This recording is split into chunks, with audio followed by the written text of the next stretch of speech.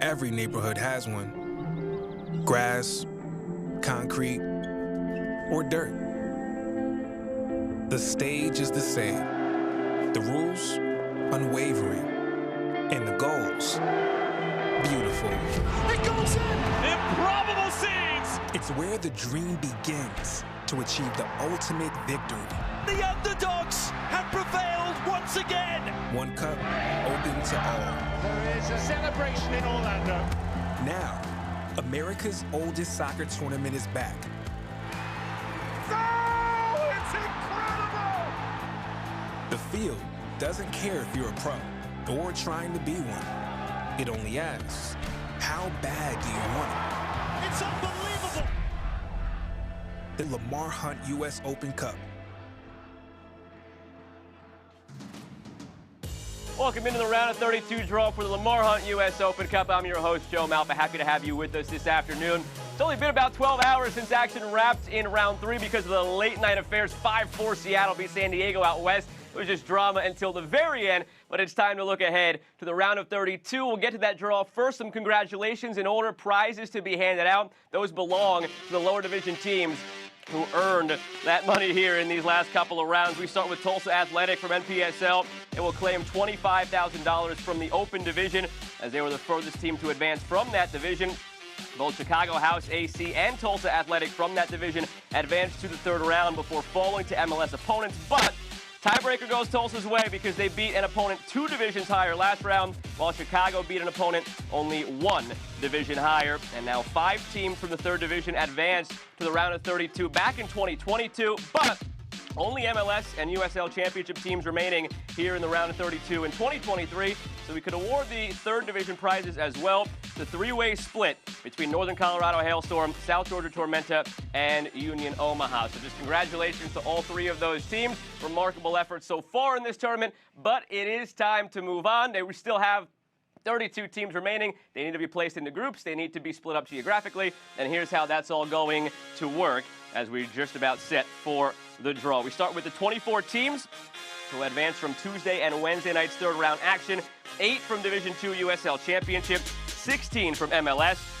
Those 24 teams will be joined by the 8 remaining US-based MLS teams that were granted a third round bye based on qualifying for a CONCACAF Champions League or by virtue of their results in 2022 league play. Each of these 8 MLS teams must be placed into different groups based on the 2023 tournament format, so the MLS teams entering this round cannot face each other. We can have MLS against MLS, but not the teams who are just entering in this round. To make that easier, those 8 teams were split into 8 groups, numbered 1 through 8. The rest of it based on the geography of the teams, especially with those teams who had the bye to the round of 32. Random selection frequently used to place teams when a logical geographic fit did not exist.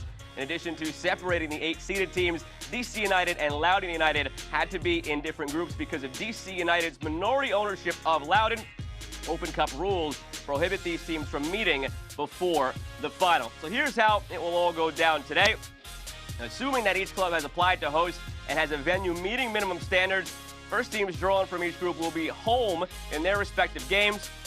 The remaining sides will be the road teams and paired against the home clubs in the same order selected. Teams who cannot host or did not apply to host in the round of 32 will be placed into the first available slots. I hope you got that all. I'm sure that my lovely co-host, Devin Kerr, former German pro, got it all. We're happy to be with you today to conduct the draw. But first, send it over to David Applegate to kick us off with a more proper introduction.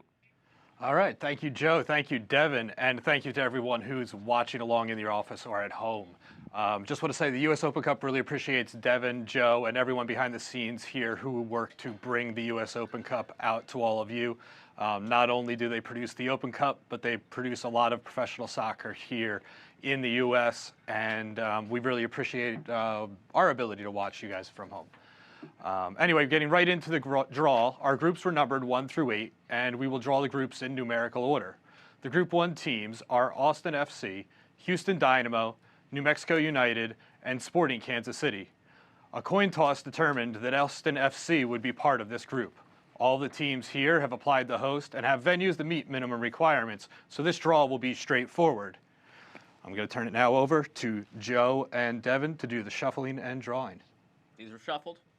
It's all up to you. Notice the appreciation that we actually get some work done in this place. Right, appreciate you, David. Thank you so no much. problem, no problem. And were they shuffled on camera? Oh, Were they shuffled on camera? Make sure nobody's calling us out. Our Twitters were posted there. We don't need any hate. So let's shuffle them again. Do your worst. You good with opening that? We didn't have a letter opener for you. Only fingers here. Call it a physio when we're done.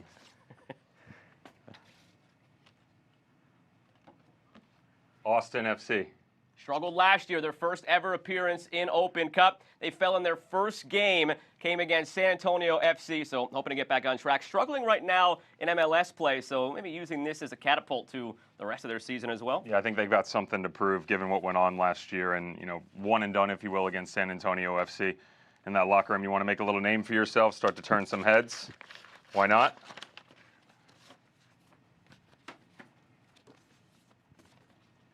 Houston Dynamo.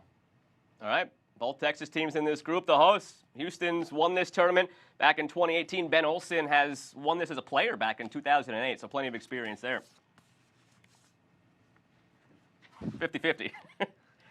First road team going to take on Austin. New Mexico United. So Austin, after losing to San Antonio last year, they get another USL championship team in their first game of 2023. No decisions here. Only one for you. That's what you think.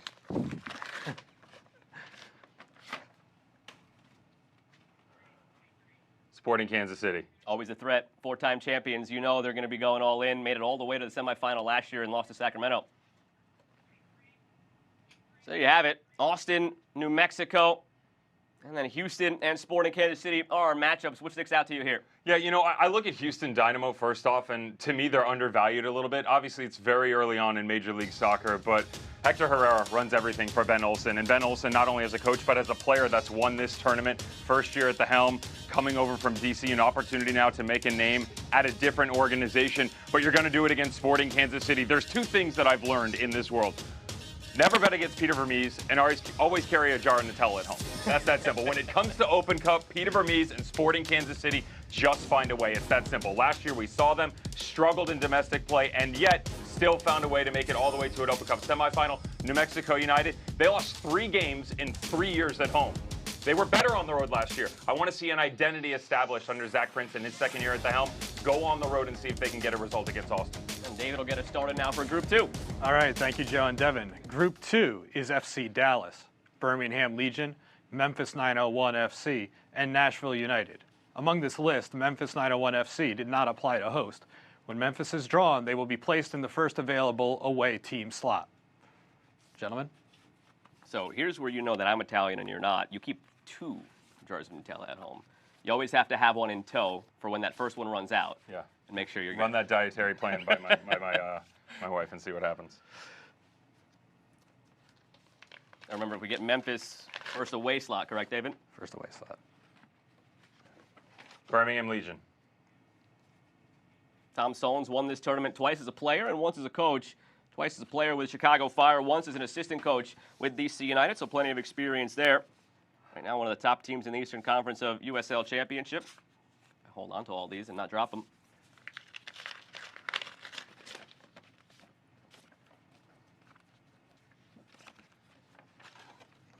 Memphis 901 FC. All right, so Memphis will go into the first available away slot. So there we go. We have a matchup already. How about that? Birmingham Legion, Memphis 901, which means we're going to have at least one USL Championship team into the round of 16, either Birmingham or Memphis. So Friendly reminder that that's really the only team that made any noise last round, right? absolutely only official cup set. Yeah, can we talk about that, by the way? Last year at this time, we had a got ridiculous spoiled. tournament going on. We were spoiled with all of the cup sets, and yet we had to rely on Stephen Glass for just the one in round 3. It was a beautiful result, just saying. They gave up a goal 3 minutes into that game, Memphis, tied it 90+6 on a Phil Goodrum penalty, and then won it in extra time. So it was a heck of a cup set, but beggars can't be choosers. We only had one this year. We had countless last year. Top of the broadcast, we mentioned we had 5 Division III teams who were in this round last year, but none this year. Nashville SC, made for this tournament. Absolutely. Made for the Gary Smith, the depth, the versatility within this squad, what they're capable of. Doesn't hurt to have an MVP on your squad either. He didn't play last night. They went with the depth of that squad. They still beat San Antonio 1-0. And Ethan Zubak goal, he scored their game winner against Atlanta last year in the round of 32. and got them to the round of 32 this year. And it'll be FC Dallas who has won this tournament. One says FC Dallas, one says the Dallas Burn, which was actually before I was born, Devin, so make you guys feel a little bit old there, but I'm going back a ways on that one. No. When a rebrand is before you were born, we got to have a conversation. Oh, Seriously. man. Hey, look, great matchups, though, right? I mean, I actually like a lot of what's going on with FC Dallas and Nico Estevez and what he's bringing to the table. Third in the Western Conference last year. Showed you that they could score goals, and they're trying to figure out that balance. Some of that has actually carried over into 2023, and you wonder what it's going to look like without Jesus Ferreira, because can he always be the guy? Yes, but when he's unavailable, when he goes to international duty and comes back, they need somebody else to step up. When he accounts for 50% of goals, attacking-wise, like to see it a little bit better. I am impressed, though, with Birmingham Legion and Tom Sohn. This is a team that every single season in the USL Championship, they've just sort of been that thorn in the side. They've never blown people away, but they've been very consistent, slowly moved up the ranks, and even when they lose key pieces, like Bruno Lapa in the attacking midfield, like Zach Haribo, who can play in the sixth on the back line who goes to the Tampa Bay Rowdies, Tom Sohn, Jay Heaps, they do such a good job of not just replacing those pieces, but adding layers to it and getting better. And they were eliminated in the third round the last couple of times they were at Open Cup, so finally got over that hump here this year. So David will get us started now on Group 3. All right, heading west for Group 3, first of two groups of primarily West Coast teams. Group 3 is LA Galaxy, Portland Timbers, Real Salt Lake, and the Seattle Sounders. This group was formed around the National Geographic pairing of Portland and Seattle. The LA Galaxy and Real Salt Lake were added by random selection, which, in case you're wondering, was a coin toss. All the teams here have applied the host and have venues that meet minimum requirements, so this draw will be straightforward. Take it away. Coin toss. This is not a coin toss. This is me shuffling 4 cards, and you pick one. The late night deliberations of how we're going to take on this tournament, this has come down to a coin toss, and I'm here for it. What kind of coin, to be fair? It was the official U.S. men's national team Qatar World Cup coin. And he has to receive some credit. He gave plenty to us. He was here late last night because Seattle and San Diego went to the wee hours of the East Coast morning in a 5-4 thriller. So thank you for being here as well. And the coin toss, much obliged, gets us this group. Good old copper penny would have been just fine, by the way. When's the last time you carried change in your pocket? I have some in my pocket right now. Really? Not me. It's just fake. Different generation. Don't tell audio. Not me. LA Galaxy. First host, LA Galaxy, a team in flux right now, but you never know, a tournament like this could be just what they need to start getting back on track as an organization.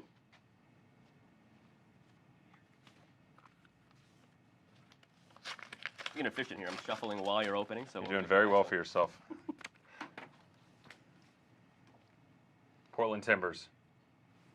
All right, Pacific Northwest, well, one of those two. And in these envelopes lie the other. We'll see if it goes the way that I think a lot of fans of the Pacific Northwest want it. Doesn't mean it's going to. 50-50 shot. What we got? It doesn't go that way. Seattle Sounders Galaxy. You know, you pay people good money to do a job, and they can't even get it right. Direct all the tweets at Devin Kerr. Bribing's just not what it used to be, folks. Apologies. Real Salt Lake. So you got a 4-time winner here in Seattle Sounders. They love this tournament. LA Galaxy made quite the run last year to the quarterfinal before bowing out. 4 MLS teams in this group. You get 4 great matchups. You and I were talking about this. You look at the groups, and obviously after this round, we're going to see some shuffling again, depending on how the results pan out. But you could make the argument that overall, this is the most difficult group because of travel. Remember, fixture congestion. We've got Leagues Cup right around the corner. How deep into the Open Cup are you going to make a run while still managing MLS play? It's a hard one for me. I mean, Real Salt Lake, they certainly have the ability. Pablo Mastroeni, when he was with Miami Fusion, I mean, I used to be a ball boy for that club back in the day. Talk about a rebrand. I watched them get all the way to the Open Cup final and what they could do against the Timbers. We just saw the Timbers. They're kind of up and down. But what I would say about the Timbers is remember this. They had, if I'm not mistaken, 4 wins through 13 in 2019. Everybody kind of looked around going, yeah, they didn't play a lot of games at home, but how good are they going to be this year? They made it all the way to the Open Cup semis. So don't judge a book by its cover based upon the early results. And you know, Gio Savarese loves the Cup. They won the MLS's back tournament when that got it started again in 2020. So you know they'll be going all out for that. We'll get on to Group 4, almost halfway through. Right. Thank you. Group 4 will be next and includes the balance of the teams from the western part of the country. Those teams are Los Angeles Football Club, Colorado Rapids, Monterey Bay FC, and 2022 Open Cup finalists Sacramento Republic. This group was formed around the natural geographic pairing of Monterey Bay and Sacramento Republic, and Colorado Rapids were added by random selection, as well as LAFC. All the teams here have applied to host and have venues that meet minimum requirements, so once the shuffling's over, the drawing can begin. A lot of pressure here. You're used to this. You played professionally. I just watch people play professionally. and talk about it. And apparently someone pays you to do so. Go figure. Straightforward again here, so we'll just go across. Home 1, home 2, away 1, away 2. Sac Republic last year. All the way to the final against Orlando. You know what it can be like out there in that atmosphere. A lot of people are happy with you right now. Let's go to the next one. Just moved up Mark Skrigg's Christmas list. You're welcome, Briggsy. Monterey Bay. You know, some of the magic of this tournament lies in the lower division teams hosting. Yeah, travel away. Fun places to go play, by the way. Awesome coaches, but beautiful venues. Frank Yallop from Monterey Bay, they've tweaked themselves a little bit. That's a team that in the USL Championship can certainly make some noise, and I'm sure that Briggs is going to be happy that he doesn't have to deal with them. Colorado Rapids. Colorado Rapids traveling to Sacramento. They slayed just about every beast that came their way last year until Orlando.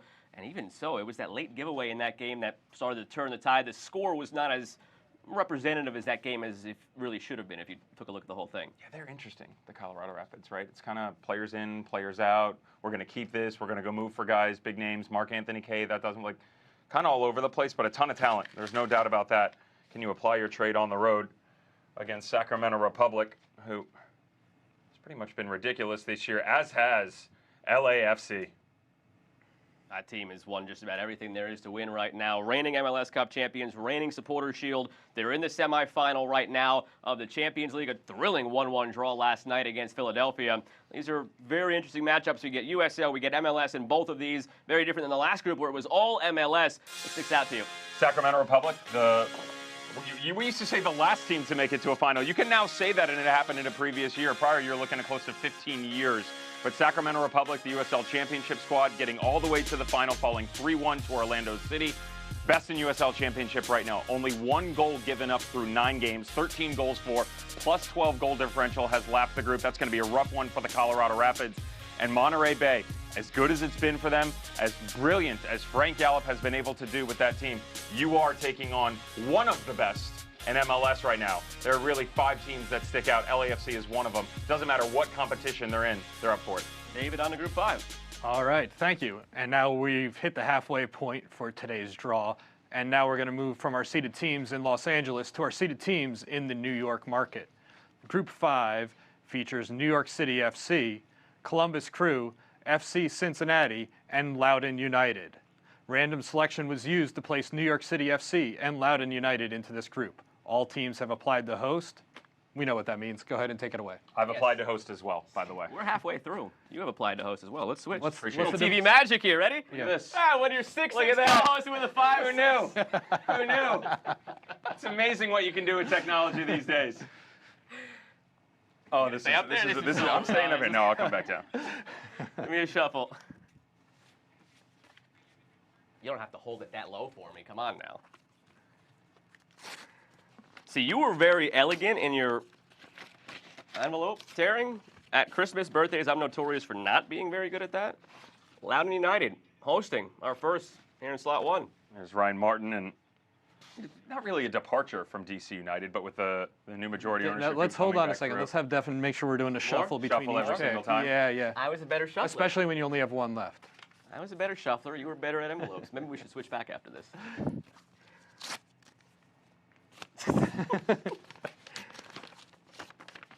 Our second host just hosted this round, FC Cincinnati.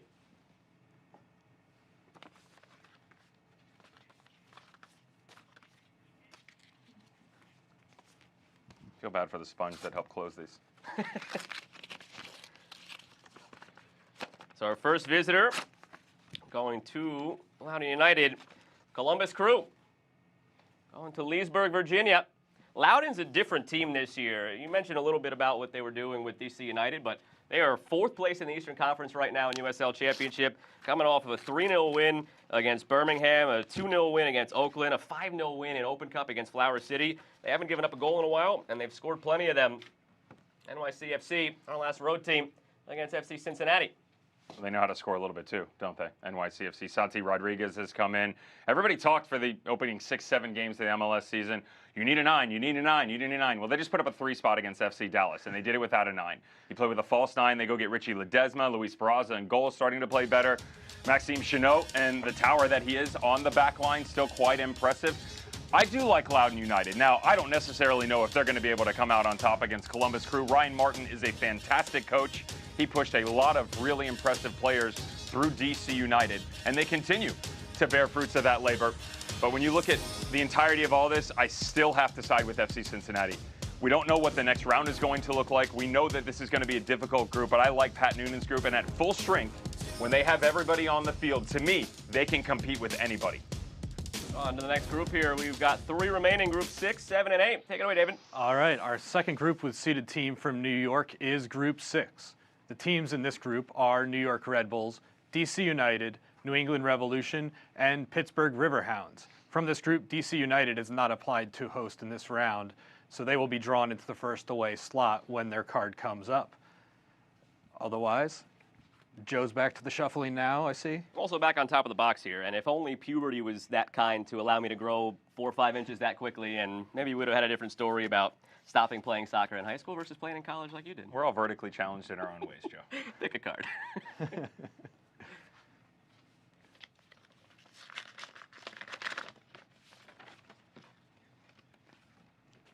DC United.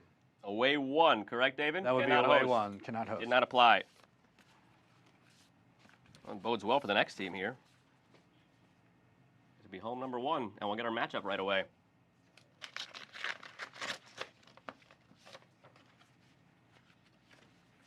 New York Red Bull, DC United. That's an old rivalry in MLS. That's going to be a lot of fun here in the round of 32. That rivalry is older than you, isn't it? No, see, that one encompasses me. It is older than me, technically, Okay. but I was a part of it because I used to be a Red Bull season ticket holder growing up as a kid, and I was in plenty of those games at Red Bull Arena where I probably wasn't old enough to hear the words the fans were saying about DC United. Now I am old enough, so. And you're not old enough to know that it was New York and New Jersey at one point. New York, New Jersey Metro Stars. Old Giant Stadium. I had season tickets there, too. I go way back on that one. New England Revolution. I'm also old enough to know that Bruce Arena, head coach of that team, coached all 3 of these teams on the table right now, and he's won that in 1996 with this team right here, DC United. He's another one that you don't bet against, right? Never. In this tournament. No. Really, any competition, Bruce Arena? What they've been able to do in New England Revolution, taking kind of the old guard, and now they're starting to sprinkle it with all those homegrowns they got coming through that academy. Pittsburgh Riverhounds. There you have it. Rivalry in MLS, New England against Pittsburgh. That's going to be a chess match. New England and Pittsburgh there with Bob Lilly and Bruce Arena. You know what's funny to me about the Pittsburgh Riverhounds and Bob Lilly is, to me, I mentioned earlier with Gary Smith in Nashville that they're made for this tournament. To me, Pittsburgh Riverhounds are as well. They can grind out any single game, right? And it doesn't matter. Bob Lilly takes the striker out of college with 35 goals to his name and turns him into an all-league center back. He takes the center back who's got 2 goals in his entire career and turns him into a winger. The versatile options he's been able to create throughout the years, whether it be with the Rochester Raging Rhinos, rest in peace, or the Pittsburgh Riverhounds, he does such a good job. Now, I'm not saying that they're going to go and beat New England Revolution, but it's the type of team that I always feel like every single year is going to make some type of run, and they're going to value the Open Cup a little bit more, but you got to win a game or two, and they've really struggled recently. DC United, Christian Benteke or bust, I'm here for it. Speaking of making runs, you mentioned for possibly that other game, quite a run last year for Orlando City. Our champions are back. We'll take it away, Group 7, David. All right, as Joe mentioned, Orlando City, last year's champion, headlines this group. The other teams in Group 7 are Charleston Battery, Charlotte FC, and Inter Miami CF. This draw is a straightforward draw. We know that. We've gone through the 2 with the automatic aways. All straightforward from here. Only thing that's not straightforward is if we're going to succeed in doing it properly.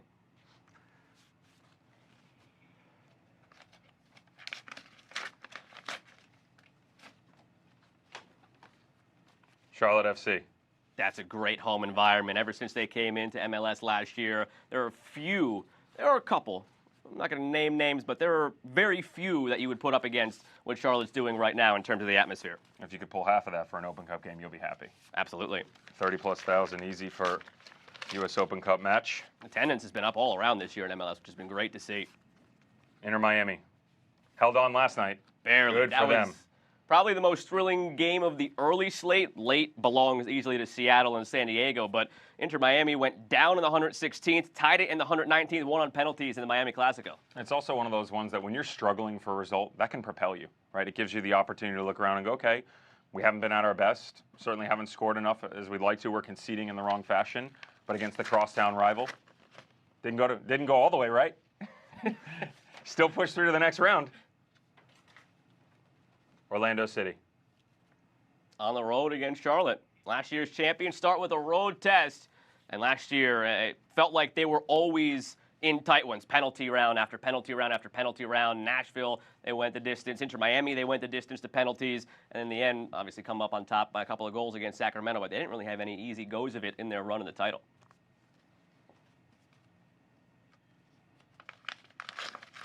Do you think they had a difficult path to the title? Careful. Play the fifth. Your Twitter handle is Charleston Battery. Charleston Battery, prior to Sacramento last year, were the team who was the poster child for that type of run in U.S. Open Cup from the USL Championship. Ben Pierman, for my money, is the top coach in the league. Has done so much with Memphis and now Charleston, undefeated first place. It's going to be a tough one for Inter Miami. To be fair, it's still the new kids on the block when it comes to Charlotte FC, right? Second-year organization and opportunity now against Orlando City, but you're the home squad. Charlotte's looking for an identity too, right? Karol Swiderski and where they're going to play him on the field. That's been a little bit problematic. They're coming off a great result against the Columbus Crew.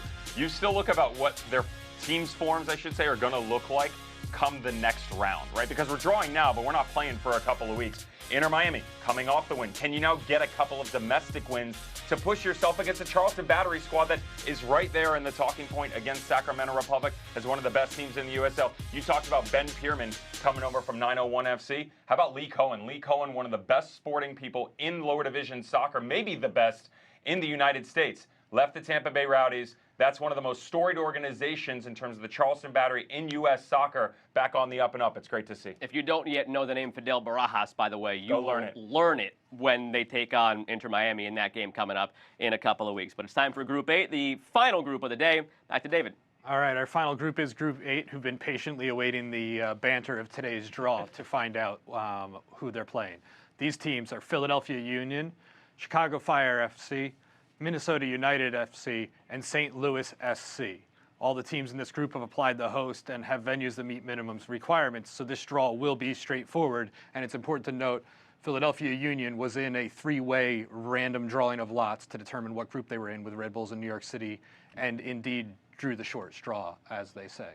It took me 8 of these to realize I've been handing these to you upside down the entire time. Here you go.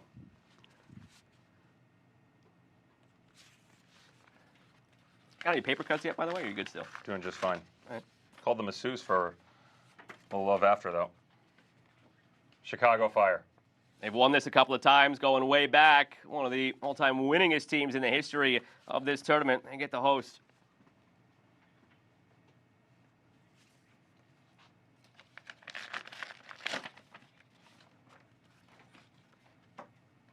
Minnesota United. They went on quite the run a few years ago. They were tested in the last round by Detroit City. Went down 1-0 early, scored 3 unanswered. Big fan of Adrian Heath. What he was able to do. That 19 team that made it all the way. Unfortunately, Atlanta United had other ideas. St. Louis City SC, get ready. Going on the road against Chicago. Before we go any further, have to shout them out. Record, I believe it was, for the third round for attendance. Terrific showing there.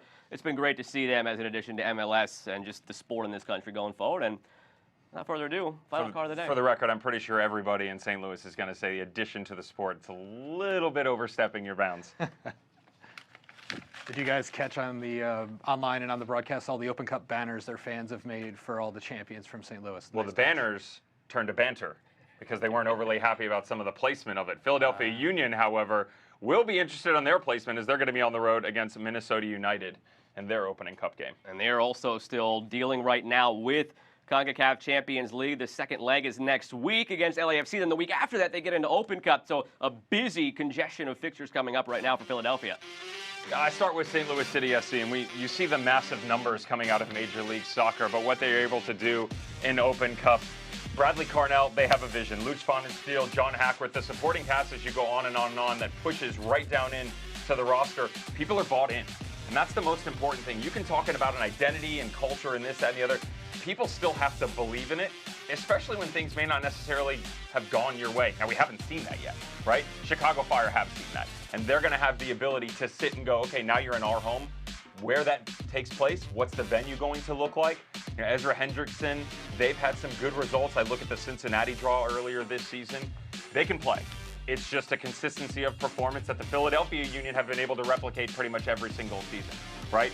Last night against LAFC, the 1-1. Can they go on the road against Minnesota United?